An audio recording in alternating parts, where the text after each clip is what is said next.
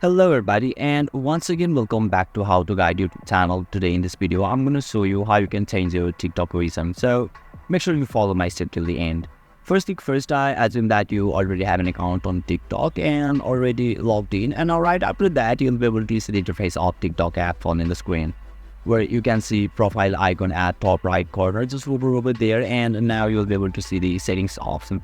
Once you click on it, you'll be redirected to the another section where you can see account control, and just down below it you'll be able to see the account information, and at right side you will be able to see your reason. So once you click on it, you can simply select any of the reason that you want to use, and finally click on next, and you'll be able to change your country or region successfully. So basically this is how you can change your region on TikTok. And if you still encounter any issue during this process, feel free to leave a comment and I'll be happy to assist you. And if you found this video helpful, please give it a thumbs up, and if you are new to this channel, make sure to hit the subscribe button and set the bell icon to on so that you can stay updated with our latest content.